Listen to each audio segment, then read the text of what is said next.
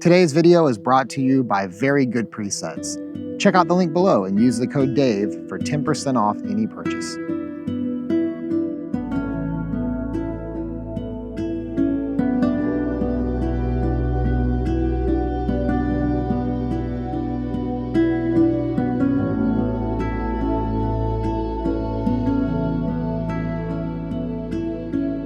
I know you guys can't hear it, but there are elk bugling out here, and it sounds like something is screaming in terror. At least I hope it's the elk.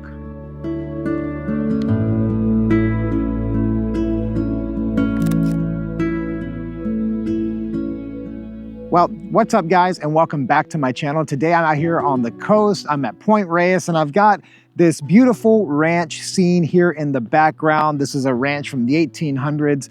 I came out this morning to get some photos of this ranch and to talk about the differences between the 35 Summilux FLE that I have in this bag, which is my ride or die, my go-to, my all-time favorite lens, the one lens that I never intend to get rid of unless something really horrible goes down. I'm gonna be comparing that against the 35 steel rim Summilux, which is a totally different lens, but they're both a Leica Summilux. And we're gonna look at the differences between these two lenses as we photograph this beautiful and historic ranch today.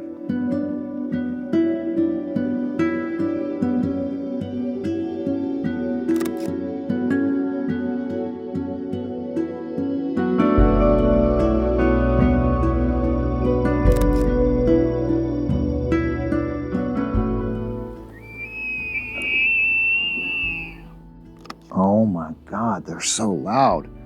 They sound terrifying. I'm not here all alone. Oh, he's right there. Okay, is he yelling at me?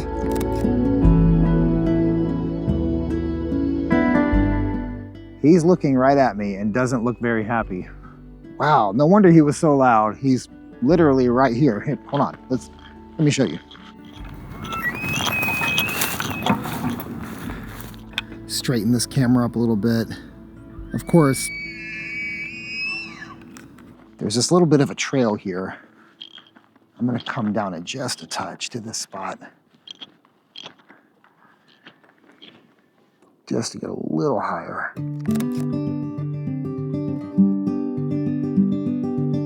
So talking about these two lenses today, the 35 Summilux FLE and the 35 Summilux steel rim, we've got two very different lenses, very different experiences with very different images. And we're gonna take a look at all those things, but let's talk first about the reason I bought the steel rim when the FLE, just for the longest time, has been my go-to lens. And guys, there is only one reason I bought this lens. Everything else is secondary, and that is the size. I want you to look at the size comparison between these two lenses.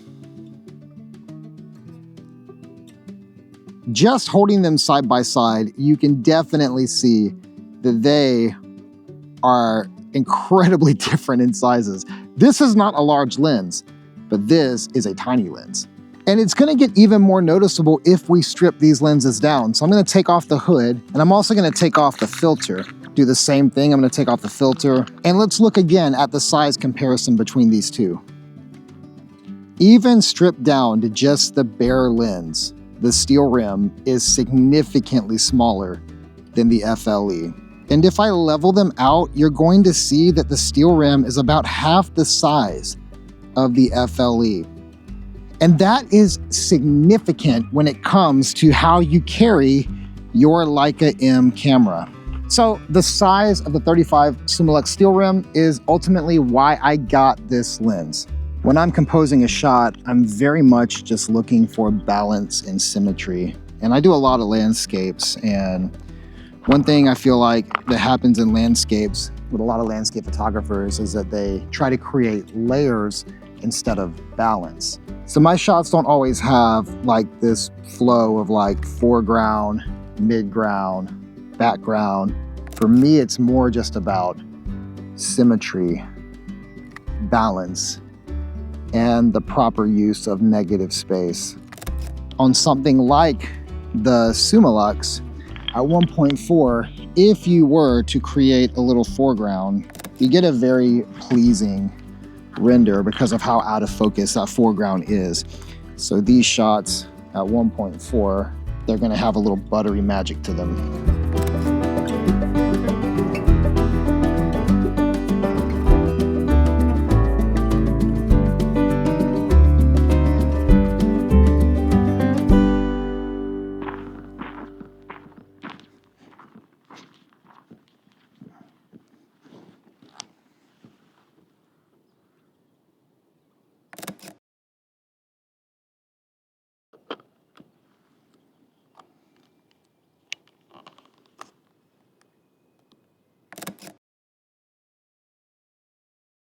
So we've talked about the size being an important factor for why I got the 35 Summilux steel rim, but let's talk about the experience of these two lenses for just a minute. This might be a little pretentious, but for the most part, if you put a lot of lenses in a dark bag and I put my hand in there and felt around and played with the different lenses, I could tell you which lenses were the Leica lenses and which ones were third-party lenses. And this is not a knock against third-party lenses. It's just Leica lenses have a certain feel to them, like Voigtlander lenses have a certain feel, Zeiss has a certain feel, and Leica has a certain feel to their lenses. What I typically prefer is the feeling of a Leica lens, and this 35 Summilux FLE and this 35 Summilux steel rim, they have a very similar feel. There's this buttery smooth experience on the focus tabs on both, and that is an important thing, by the way. This tiny lens has a full-size focus tab, which to me is very important. If I don't have a focus tab, I typically will get a rubber one and put it on, like I did on the BioGod. It's ugly, but I have to have a focus tab. This steel rim has a full-size focus tab, which is a great experience. The aperture is clicky, just like it is on my FLE. So that is a very similar experience as well. Now, the only thing I would say that is like different in a negative way for me about the steel rim is the infinity lock. I just don't like infinity locks. I mean, everybody gets their own mileage with this. And if you're gonna have an infinity lock, this is by far the most elegant way to have it, which is just a click of a button right on the infinity lock to move it out. But I do prefer something like the FLE that just doesn't have an infinity lock altogether. So experience-wise, I would say they're basically identical, except for the infinity lock. And if you like infinity locks, it's a plus for you. If you don't like infinity locks, it's a negative, or maybe just a neutral if you don't care.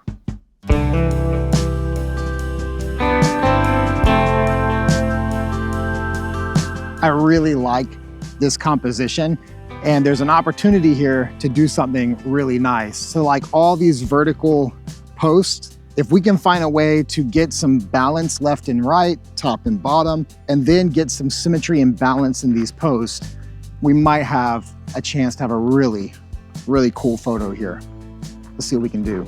I'm looking at both the front and the back to try to space these things out in a way, or pick like some prominent posts to space out. And if I get low and kind of level this main post here, let's see how this feels.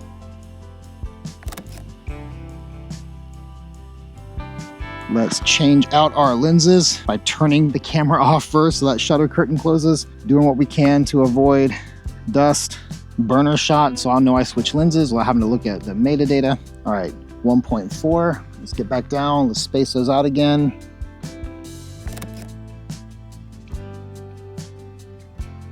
Now I do like this composition, but I'm gonna get a little further back. I actually like where this camera is. And anytime I'm composing and I've got foreground, I do like a high aperture like f8, maybe even like 11 or 16, just to get everything sharp in the frame. I feel like that's something I really like about large format photography when I see photo books or other large format photographers, is that like front to back focus just looks so good.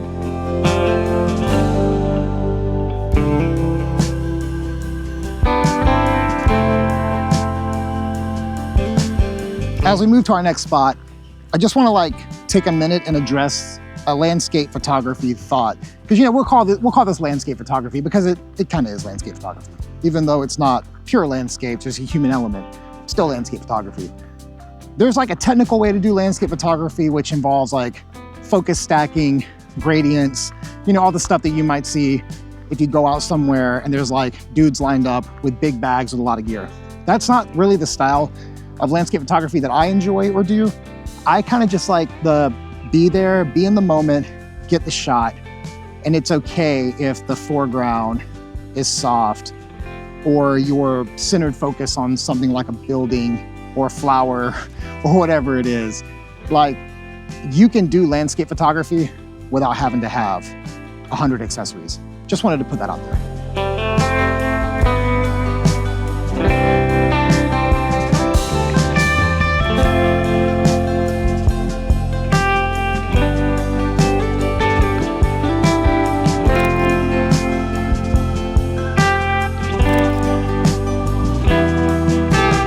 I'm really digging this shot here because I like this old fence in the foreground, the church in the background. This is a very high contrast scene. I think it'll look pretty cool in monochrome, maybe color too.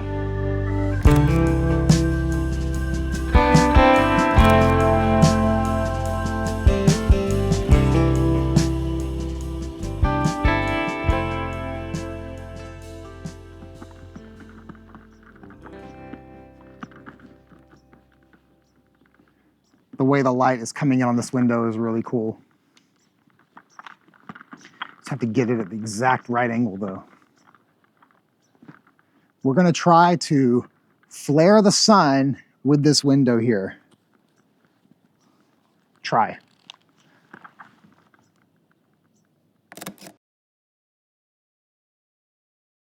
Am I getting it? Yeah, there it is.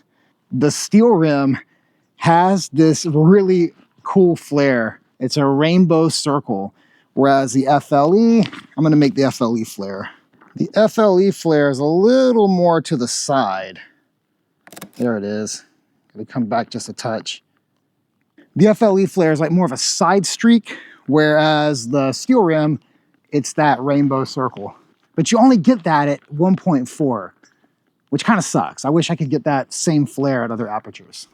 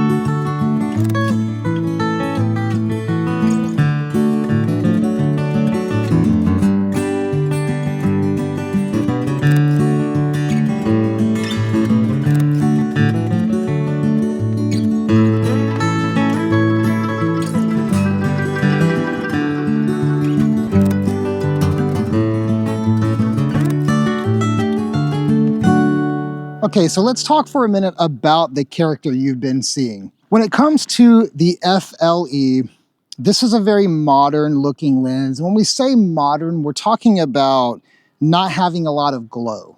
Vintage lenses have glow, modern lenses don't really have that. And so whenever you are editing, if you want more of a vintage look or even like a film look with a little halation, if you turn your clarity slider down in Lightroom, then you can get a similar effect to using a vintage lens. But this lens doesn't have any glow. Like even at 1.4, when things are softest and have the most character, it still doesn't have a ton of glow compared to something like the 35 Summilux FLE. And that makes this lens kind of the opposite of the FLE.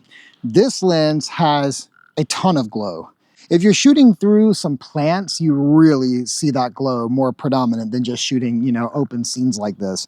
But there's glow. And a lot of times we define character. When we talk about a lens's character, we're talking about several things, but one thing we're talking about is, does it glow? And the answer on this one is yes. However, there's a caveat here. It really only does this at 1.4. The second you start to stop it down, you start to lose that glow. And honestly, by like 2.8 or even f4, you start to get a much sharper and more modern looking rendering than you do at 1.4. And for that reason, this lens is like having more than one lens on your camera when you in fact have one tiny lens on your camera. In one scenario, at 1.4, you've got a incredibly vintage lens, tons of character, tons of glow. It's got that Leica Summilux look, but that comes with possibly too much of a styled look for everyday use. Maybe, it really depends on you. But when you start getting to f4, as I was saying, f5.6, and definitely by like f8, which is what I shoot a ton just in like hip shooting or shooting landscapes, you know, at that point, can you really tell much difference from the FLE? I don't think so. I don't think the differences are really even noticeable unless you're a pixel peeper. So the character of these two lenses comes down to like what works for you. There's no right or wrong, but you can see they are drastically different. Now, I am curious to know what you think as you've seen these photos and you've seen the character, you've seen the color differences, you've seen how it renders and the size. Like, if you were grabbing a lens, which one would you grab? Would it be the FLE? Would it be the steel rim? So which lens are you putting on your camera? Drop a comment below and let me know your thoughts. And as always, thank you guys so much for watching, and I will see you next time.